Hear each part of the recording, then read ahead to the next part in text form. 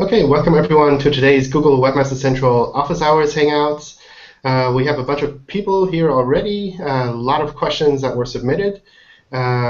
Simon had a question just before we started regarding whether or not it still makes sense to make websites for the users, or with all of these new technologies like Ajax, etc., if there isn't a large component involved that requires making something special for the search engines.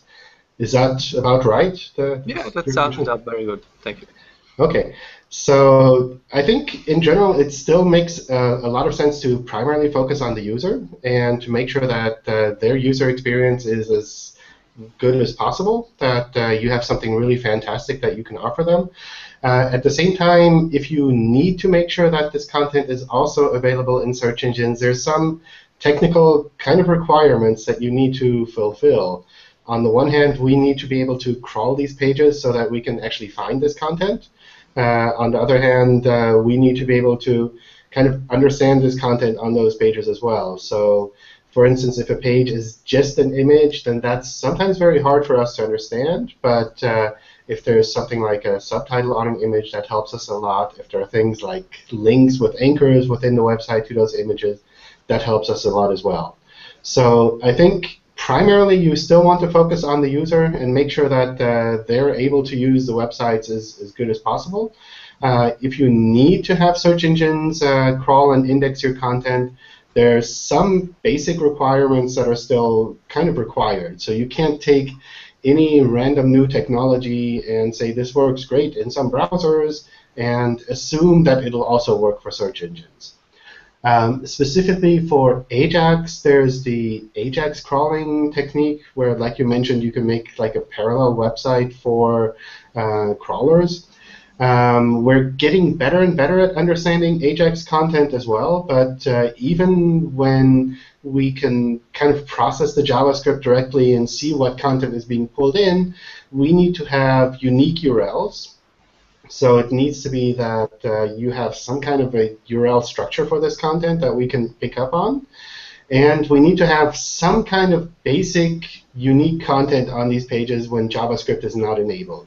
So we kind of need that for our technical side, but at the same time, those few users who don't have JavaScript enabled, they need that as well. So I believe the Guardian did a study about that not too long ago, and they found that there was still a significant portion of users who don't have JavaScript enabled, which might be for things like blocking advertising, or maybe blocking malware problems that they're afraid of, those kind of things, or maybe they're using some older or simplified browser.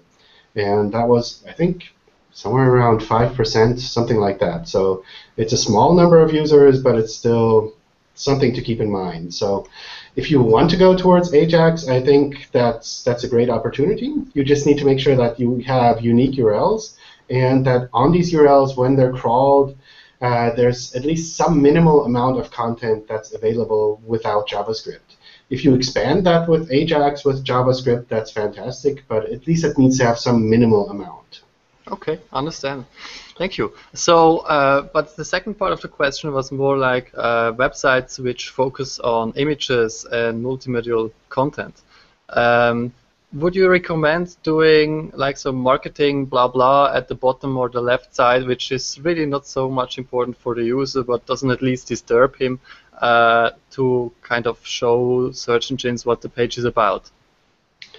I generally wouldn't do that if it's just for search engines. So if this is a text that's not meant for the user, then that's almost seen as keyword stuffing, and it gets close to being hidden text, all of those kind of problems. And usually we do a fairly good job of understanding what these pages are about based on the context within the website and based on the context from outside of the website. So when people are recommending those pages to us, maybe in a forum or somewhere else. So I definitely wouldn't add text to these pages just for search engines. Okay. So, but the final addition to the question, if a website which is based on images and has a great user experience, is it equally likely to be ranked in Google as high as websites which do provide a lot of text? I mean, is the amount of text important for the ranking, or is it really the user experience that counts at the end? Yeah, I think the user experience is very important for us, but we need to have some minimal amount of information on these pages. So an extreme example, for example, is lots of photographers have a very simplified gallery on their pages where they have the title is DSC and then some long numbers, .jpeg, which is the name of the file that they took that photo of, and they have this nice photo on there.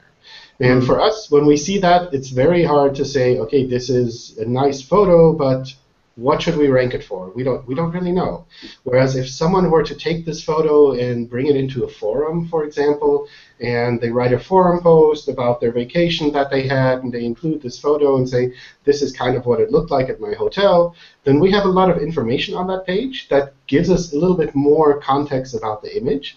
And at the same time, that's something which users sometimes also want to find. So they don't just, for example, in image search, they don't just want to find the image. They might want to find some context about this. So if someone is searching for hotel vacation in that location, for example, then maybe that forum thread is a lot more relevant for them because it has this information on it, even though it's the same image as the one on that fairly blank gallery page. Okay, thank you. Hi, John. This is Pankaj. Hi. I have the same question regarding, in this context. I have two questions for you regarding the Ajax. One is we are serving HTML snapshot on HTML pages of the HTML pages for the request of ugly URLs. However, that snapshot is taking time to generate because there are lots of images, huge data on that page. So, but Google bots have very limited time to crawl and they just skip away. So, how can we deal with that problem? If you have an HTML snapshot like that, I think what you'd need to do is some kind of caching on your side so that Googlebot can still crawl fairly quickly, and you don't have to refresh that snapshot as often as maybe otherwise necessary. But it really depends a lot on your website and how you have that implemented within your site. Okay, so we have lots of images which are coming from the different system. So if we can stop those images while creating a snapshot, would it be considered as clocking? Because we are serving the same content, just we are blocking images just to serve the snapshot faster. So would it be fine? So with snapshot, you mean like the escaped fragment version of the page? Yes, or? yes. For the escaped fragment version, the images aren't actually included. It's just like the image link there. It's not that the image itself is embedded. So that would be actually separate from the escape fragment part. But you can definitely block images in robots.txt if you think that it takes too much to crawl them or causes problems. You just need to keep in mind that without those images, we can't show those images in image search. But maybe that's okay. Okay, fine. Then I have a second question. We have implemented there, but how can we check that? Because if there's a normal URL, we can check it in a fetch and render option.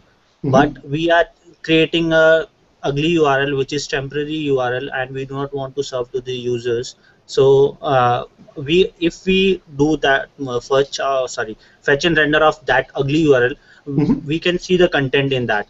However, if we are putting that content means of that hashtag thing, so we are not able to see that. So how can we confirm that it is the serving the purpose? You'd have to compare the escaped fragment version in Fetch's Google and compare it to a version that you see directly in your browser. So that's not something that you would be able to use the Fetch's Google for, because the Fetch's Google doesn't support fragments directly. Yes.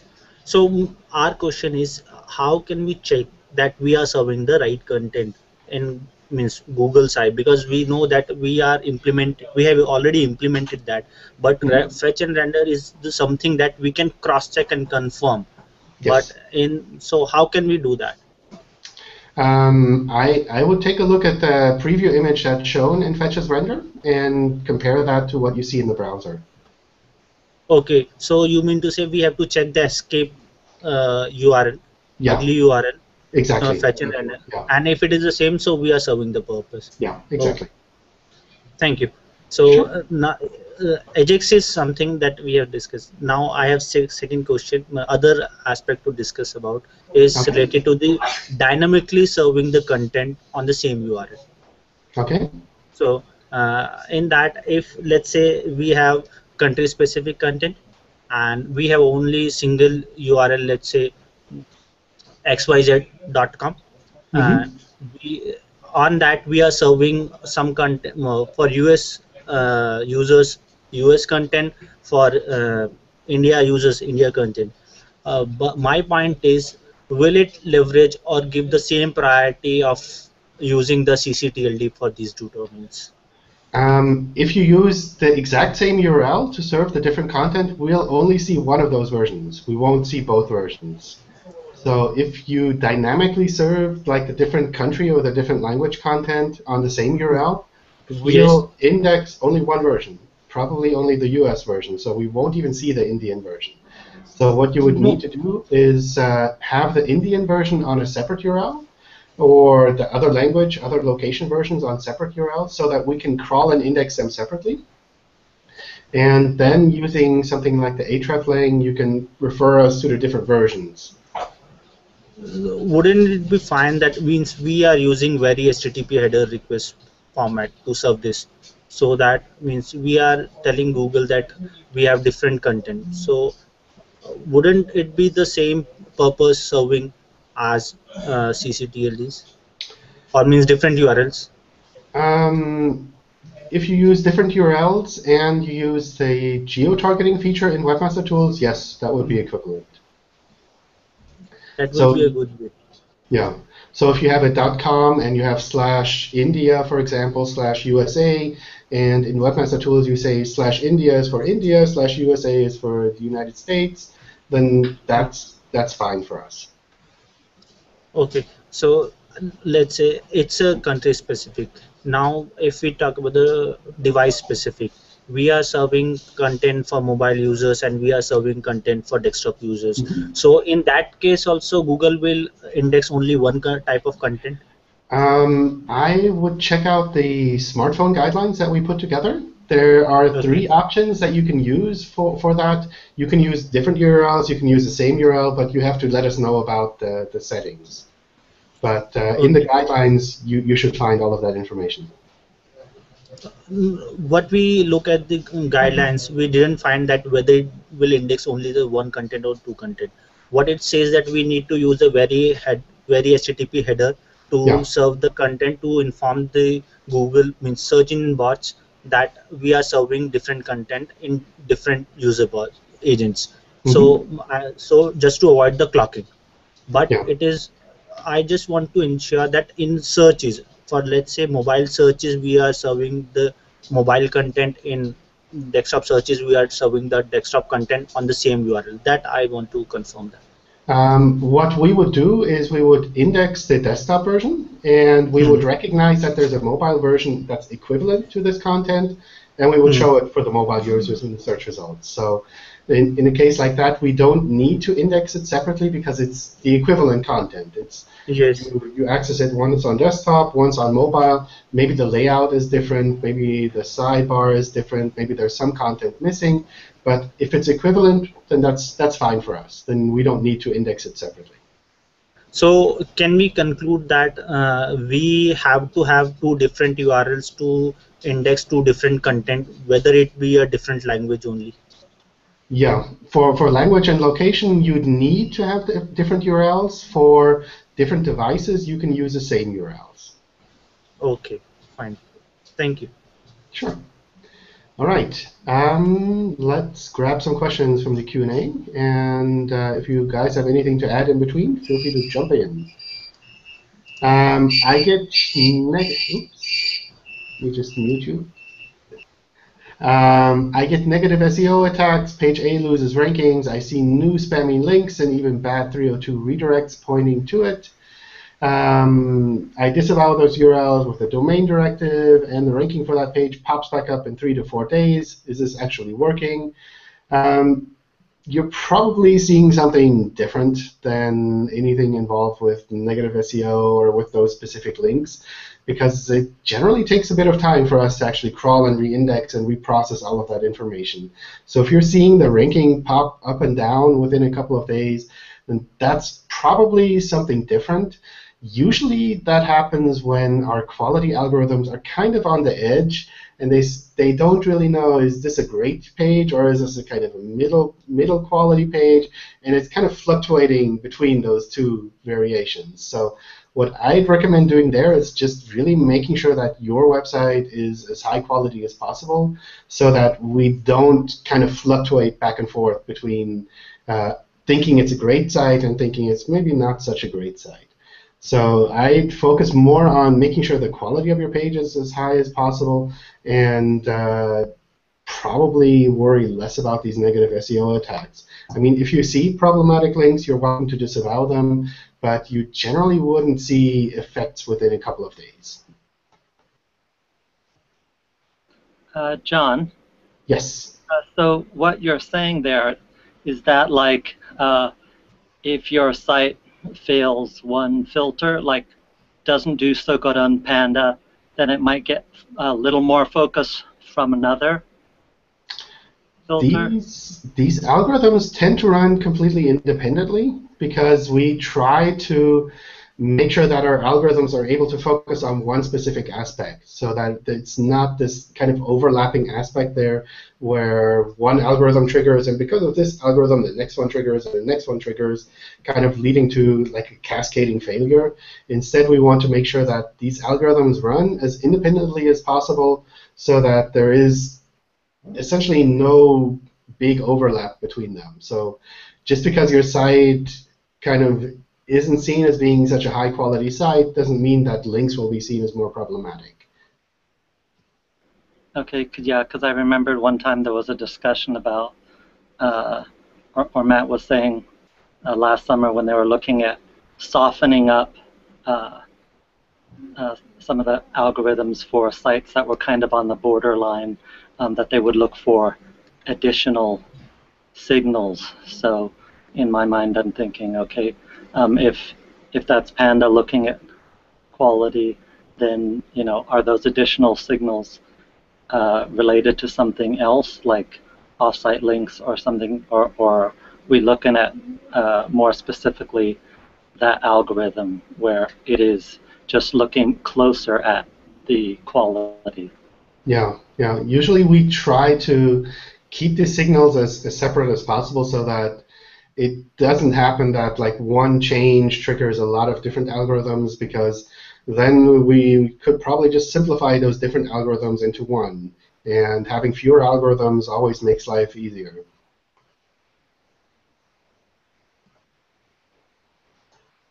Is it true that your website needs fresh content to stay ranked high in the search engine? For example, is adding a blog to your website giving you better search results for your keywords on your homepage because Google sees that your website keeps fresh?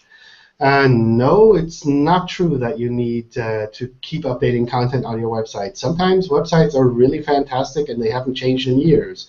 And that doesn't mean that they're low quality. That just means that the content there is essentially has been the same for a long period of time, and people might be happy with that content as it is.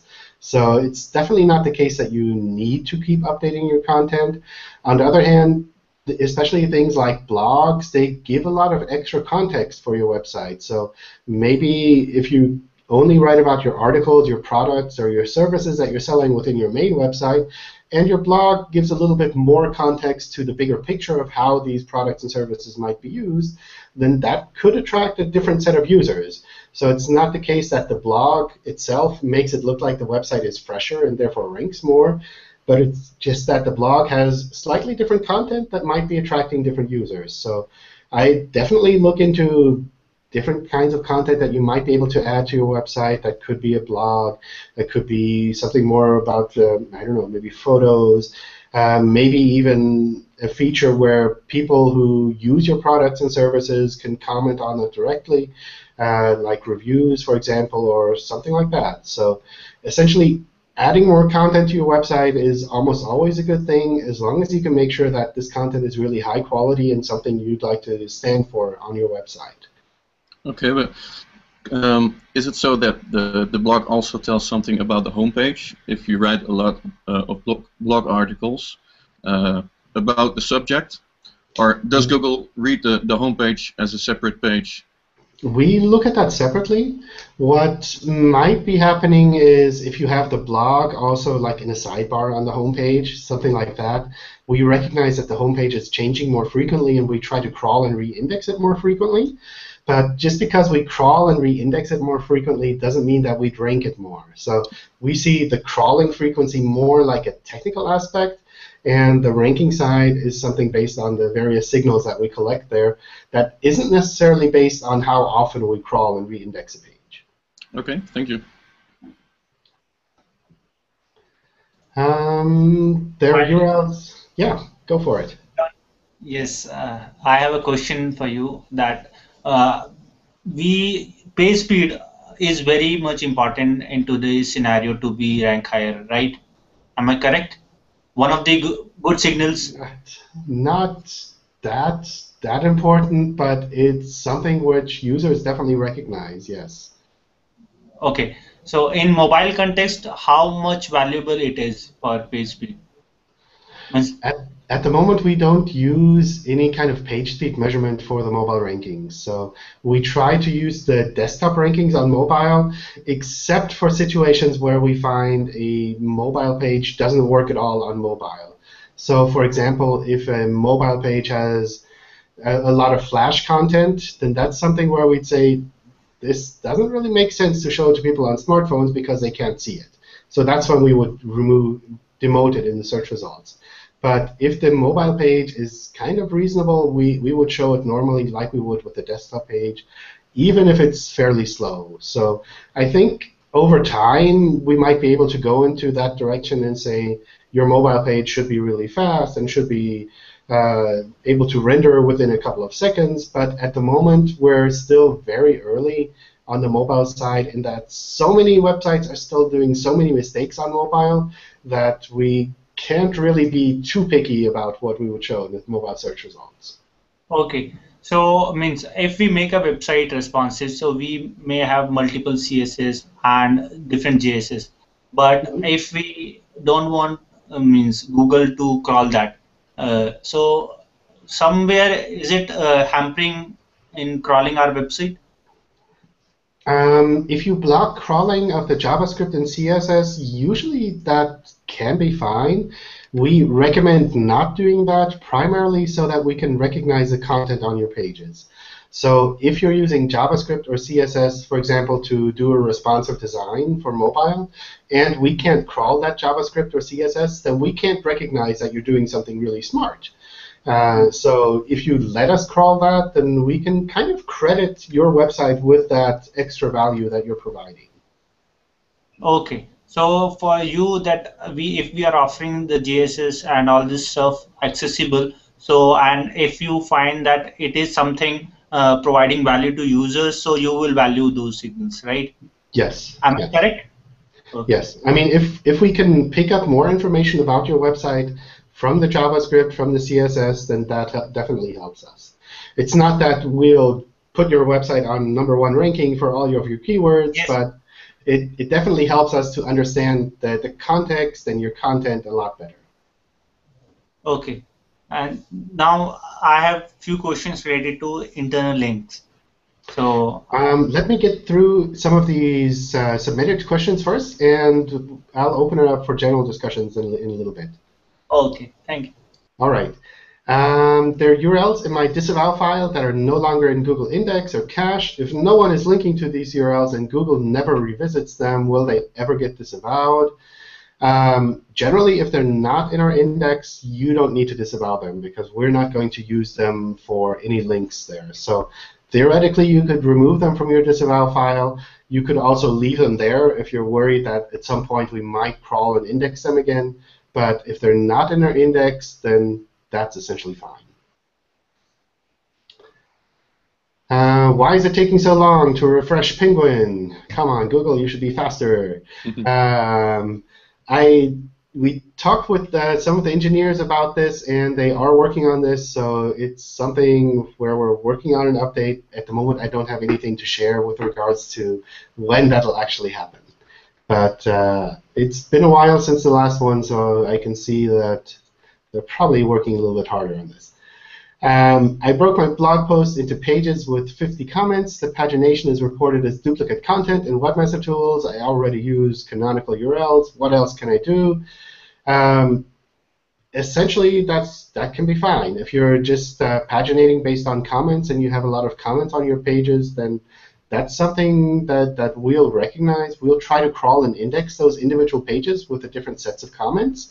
And even if the titles and maybe part of the article is exactly the same, we'll try to recognize the unique parts there. So if someone were to search for that general article and you have the whole article copied on all of these pages, then we'll probably pick one of these pages, maybe the first one, generally the first one probably. If someone is searching for something unique within the comments, then we'll recognize that these comments are separate and try to rank that in the search results. So duplicate content on its own isn't something that you need to be afraid of. It can have totally normal purpose here.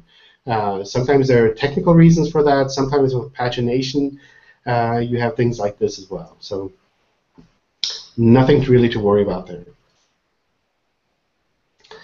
If Google gives a co-UK domain a 10 out of 10 ranking regarding intended geographic location, what score would a .com that's been set in Webmaster Tools to the UK? We don't give any ratings to ccTLDs, but generally speaking, if you have a generic top-level domain and you use Webmaster Tools to set geotargeting, that would be equivalent to a ccTLD. A lot of new generic top-level domains are coming out. I think it's also important to keep in mind with these new top-level domains that are coming out, some of them look like they might be geographic, but they actually are seen as being generic on our side. So if you have something like .nyc or .berlin, I think these are two that are coming out. That's something which we would at first look at and treat as a generic top-level domain, so you can use geotargeting if you want for that. If over time we recognize that this top-level domain only has content from a very specific region, then we could take that into account. But definitely at the start, we'll be treating all of these new top-level domains as generic top-level domains, so you can use geotargeting, set that up however you want. I'm a designer and I want to promote my design portfolio blog. How would you recommend optimizing individual pages when content is image or video heavy? Also, is a page with 1 or 2 images and say 200 words considered low quality? So our algorithms don't count the words on a page. It's not that you need to have more than 200 words on a page to be seen as high quality content. Sometimes a page has very little textual content and is very important and high quality. So just because there are words on this page doesn't make it higher quality. At the same time, as I mentioned before, if we can't understand what this page is about based on the words on this page, then we'll have a hard time showing it in the right search results. So a minimum amount of text is definitely a good thing to have on these pages. It really depends on how far you want to go. There are some sites I've seen where a graphic designer has created something that looks really nice in a browser window, but it has no textual content at all. And for us, that's something which makes it extremely hard to rank, because we don't know what we should be showing for this.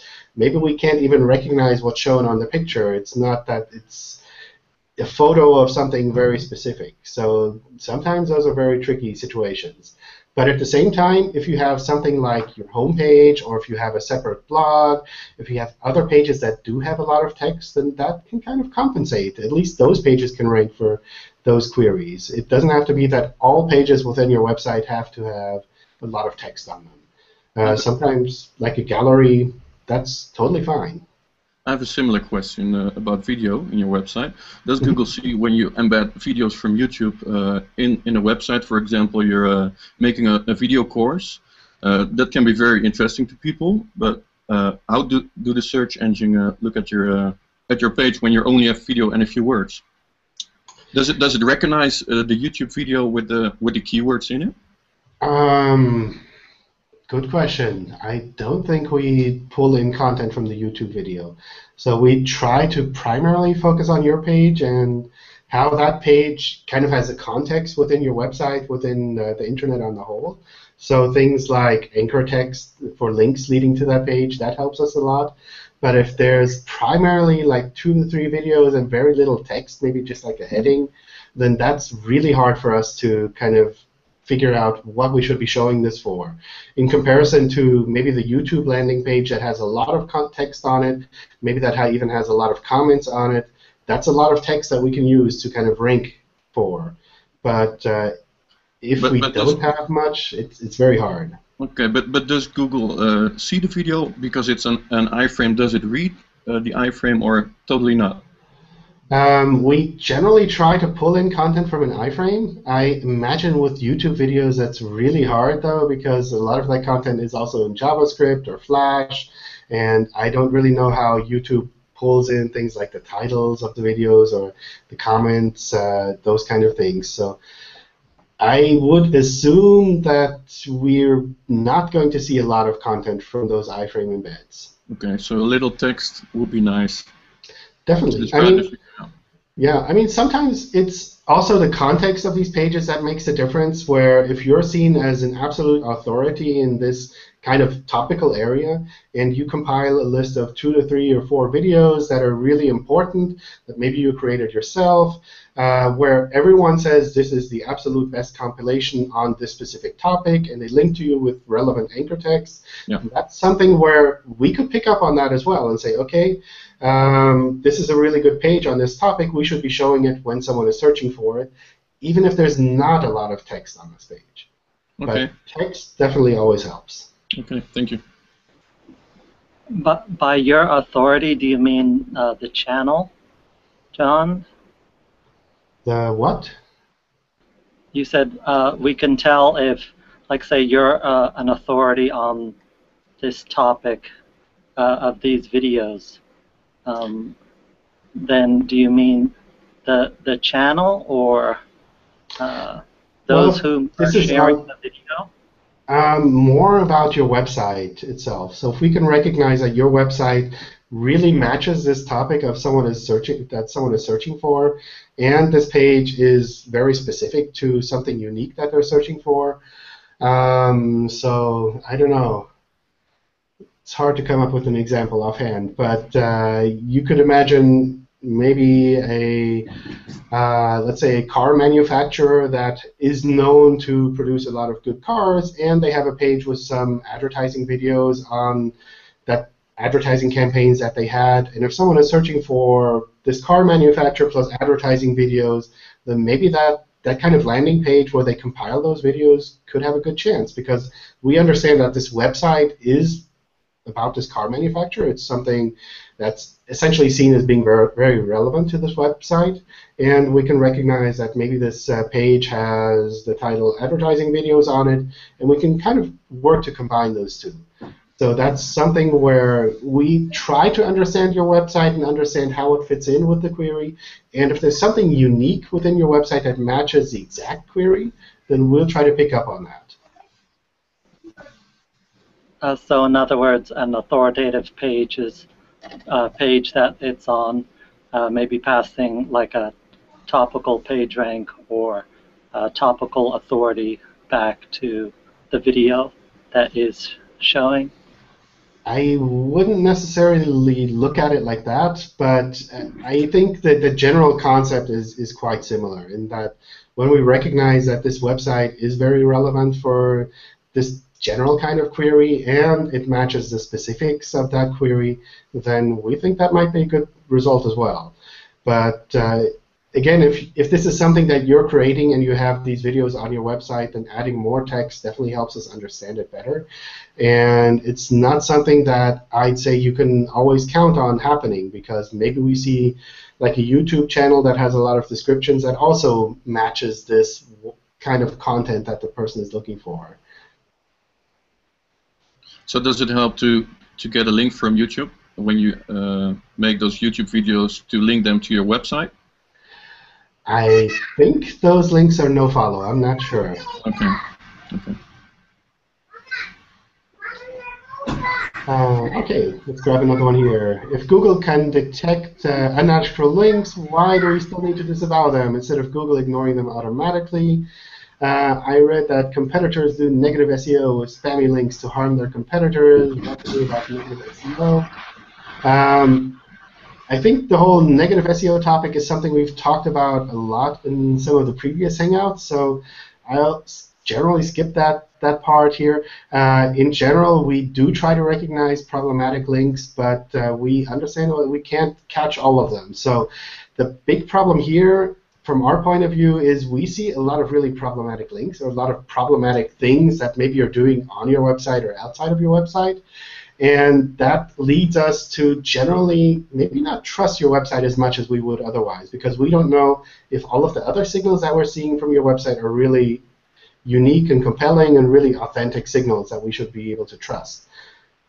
So from that point of view, it's something where we see these problematic links and we don't really know how we should react to that. It's not that we can just like close our eyes and say, oh, well, we can recognize these problematic links and ignore them. It's more that we don't know what we should do with all of the other signals that we find attached to your website if we realize that we really can't trust one of these. So that's something where I generally work on making sure that your website on a whole provides really consistent signals, that it's not doing something really badly in one area and doing really well in another area, so that the algorithms, when they look at it, they don't really know, is the whole website bad? Is the whole website good? Should I treat it somewhere in between?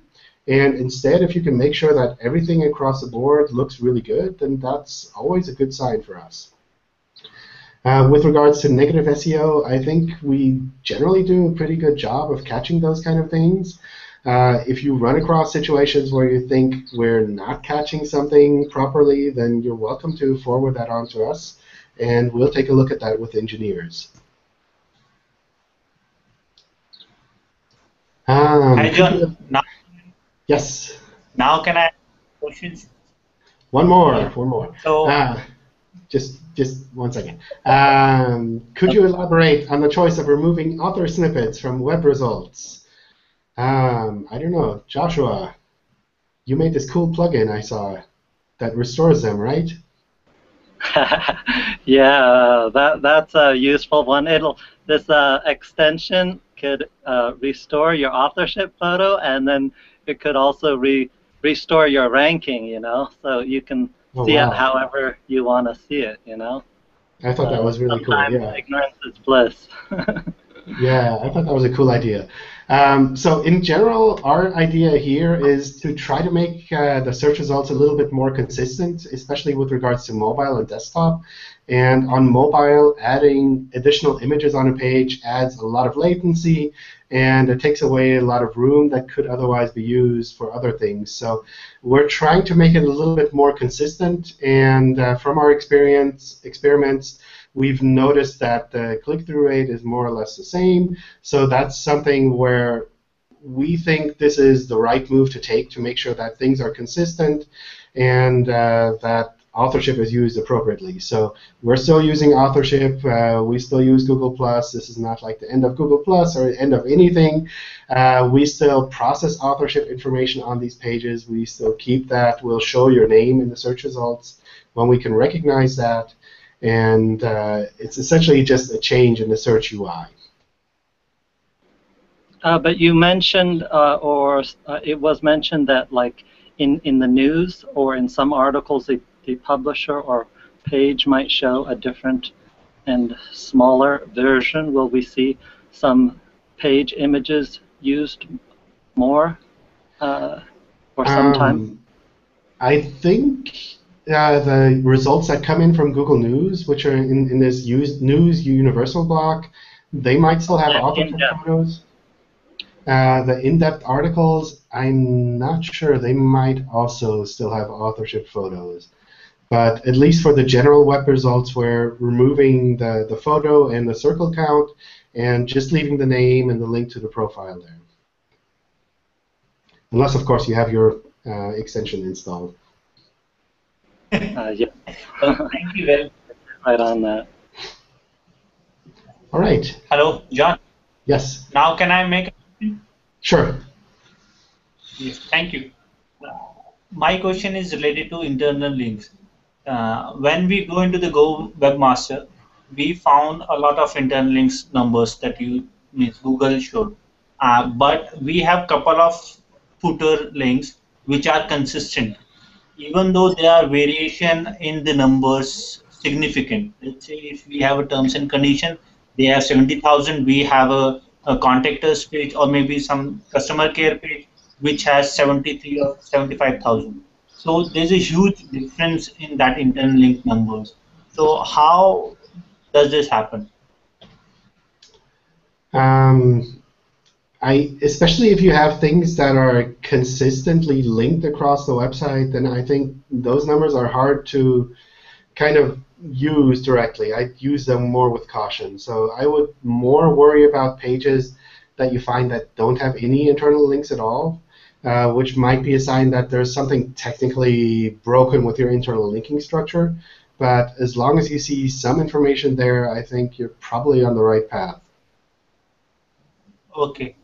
Then next question is, when we look at the top pages for internal links, we have same footer links, but both means two different URLs or internal links, footer links have different top pages. So how Google will acknowledge that these are the top pages for this link and these are the top pages for this link? What are the pages being considered? So within the ranking within your website, you mean, or? Yes, internal links within the website. Yeah. I'm not really sure where the exact number comes from. I've seen those fluctuations that you mentioned as well, where the same page will be linked internally across the whole website, but they have different counts. I'm not absolutely sure where that would come from, but that's something that would be on our side. That wouldn't be something that you'd need to worry about. Okay, thank you. And one thing that I would like to know that if we are using, means one of the videos Matt told us, means mentioned that Google reserves the right to treat links in footer differently as the links in main body. So means how differently, means what rights you are talking about? Can you elaborate that? Okay. So in general, what we find is when a page is linked in a footer across a website, it might have a lot of internal links, but that doesn't mean that it's the most important page within your website. For example, you might have a contact page that's linked across all of your whole website, but that doesn't automatically mean that this contact us page is the most important page for your website. Maybe the home page is even more important. So that's kind of why we try to understand that these are footer links. These are, we call them boilerplate information, for example. So we have to look at the whole page, and we see that this, maybe the header, maybe the footer, are things that are copied across the whole website. And from our point of view, that helps us to understand which part of the page actually changes, which part of the page is important to focus on. So if there are footer links there, then we'll recognize that and say, there are a lot of footer links here, but it's not something where we'd say this is the most important part of the website. So essentially, that's kind of what we do there. We try to recognize on a page which part is boilerplate, so which part is repeated across the website, and we try to discount that part of the page a little bit so that when we crawl and index those content, or when we try use them for ranking, we focus on the main content that's actually visible on the page that users would feel is the main content as well. Okay, so if we want to be a more conservative, to means what we call it as to give the page rank to other pages. So if we put the no follow on those pages on footer links, would it be fine? I wouldn't necessarily do that. So you're kind of going into the area of PageRank sculpting then, and Yes. that's not something you need to do there. So we recognize these are footer links, and we'll treat them appropriately. It's not that we'll funnel all of your site's PageRank into those pages. We recognize that automatically, and we can deal with that automatically. You don't need to like manually tweak those links within your website. Okay. Thank you. Sure. Thank you. All right, we have 10 minutes. I could go through more questions or take questions from you guys. Do you have anything?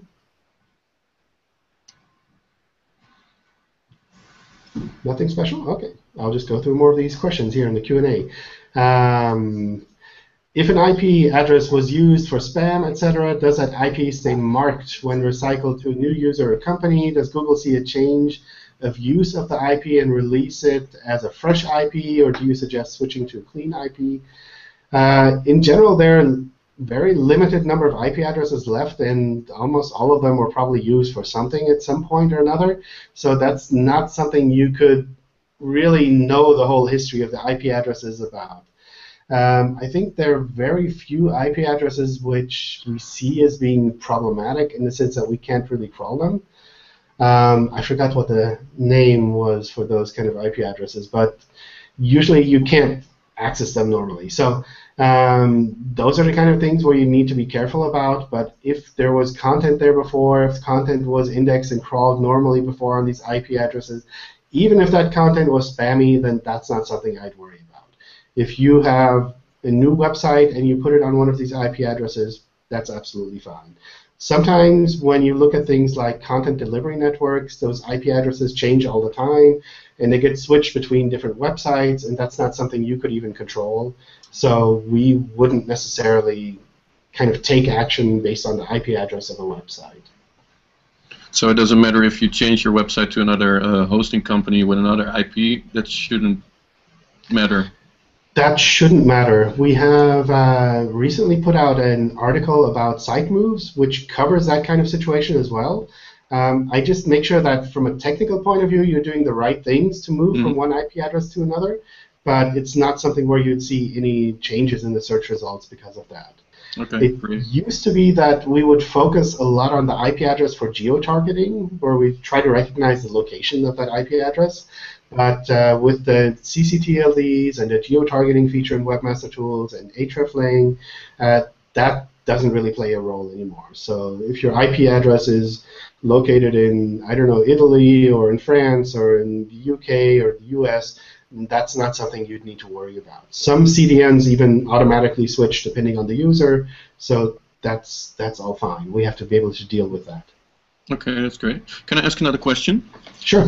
When we transport a website, a company gets a new website and he has different languages, but we want to drop one language. Does that give a negative result because all pages give errors from a language that we don't use anymore? If nobody is searching for those pages, then that's fine. If people are searching for those pages, of course, they'll be kind of disappointed, and maybe we'll see a drop in traffic for those pages at least. But if those pages are ones that you don't want to have on your website anymore, removing them is fine. It's not that we would say there are a large number of crawl errors here, therefore we'll demote the website. So we see that more as a technical problem and say, this website is serving crawl errors, which is technically correct. It's the right way to handle pages that disappear, and that's fine. That's not something that we would say we would penalize or demote a website for.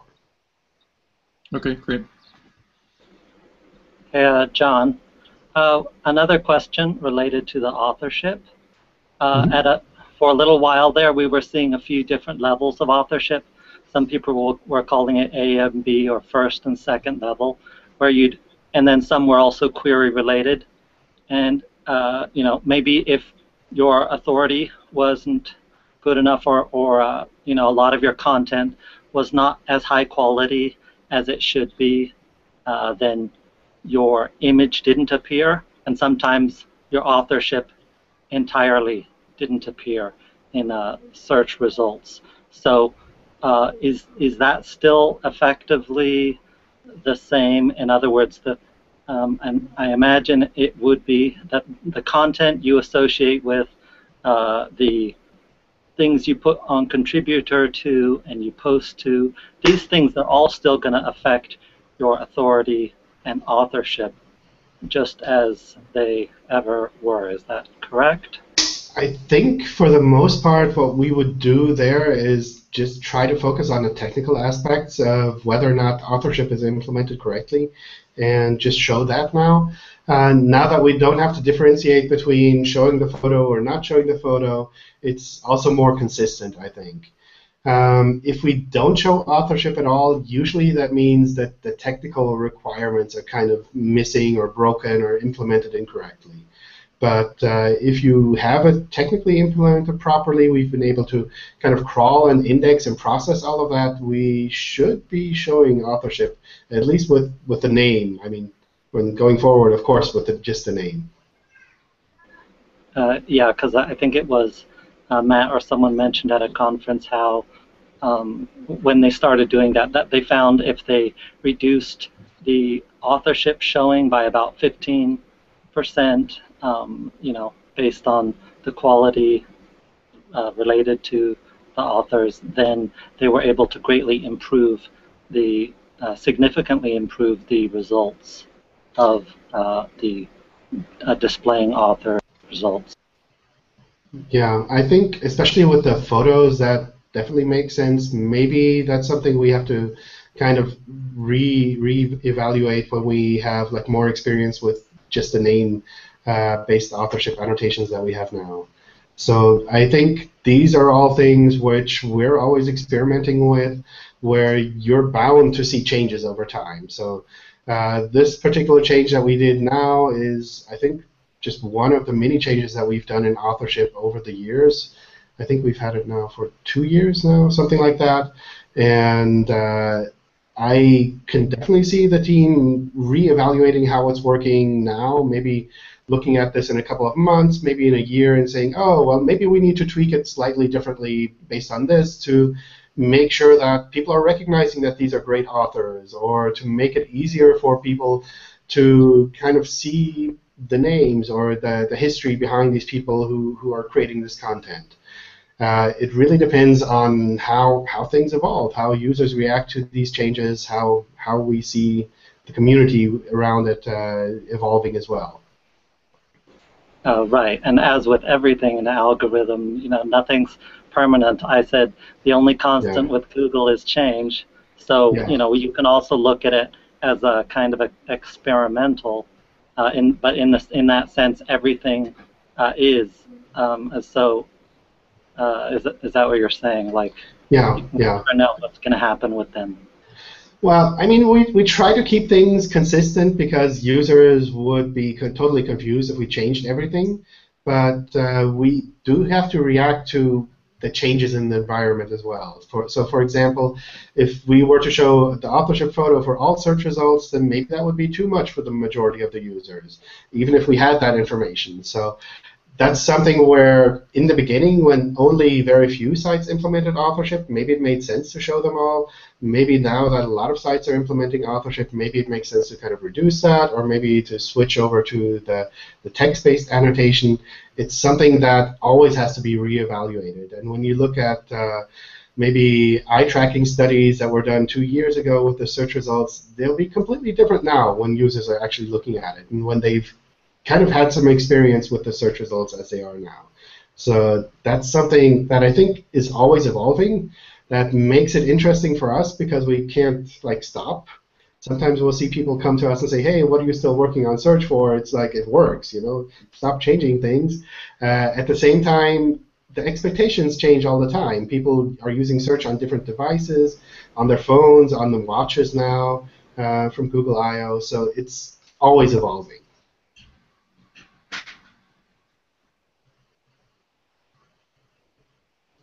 What were you referring to there? Was that internal tracking study, eye tracking studies, or something that you've seen a study about?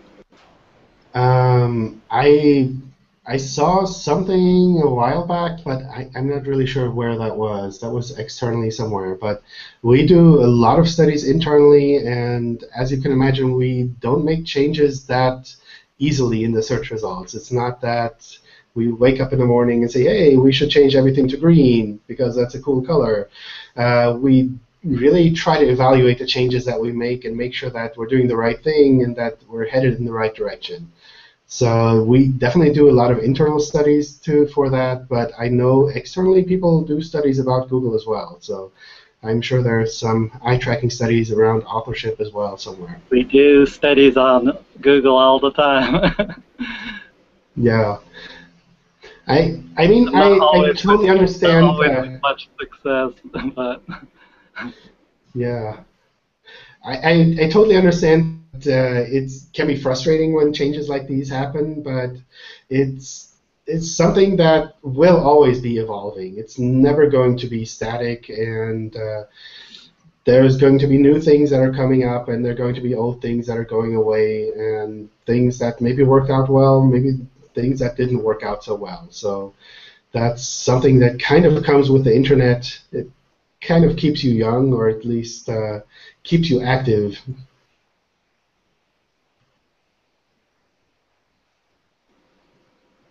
All right. I think we're out of time, but if any of you have one last question, feel free to go ahead.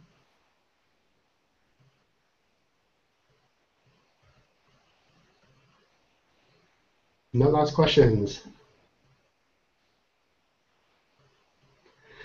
All right. I see there's still a bunch of questions in the Q&A. I'm going to set up some new Hangouts in July. I'm going to be in Boston for a while, so maybe we'll switch time zones a little bit and have some more US-friendly ones then. But I'll definitely set up some new ones so you can add your questions there if you weren't able to get an answer here now. And until then, I want to thank you guys for joining. Thank you for all of the questions. It's been really insightful and interesting again. Okay, thank you very much. Thanks so much, John. Have a good weekend. Thank you very much. Really appreciate it. You too. See ya. Thank you. Bye.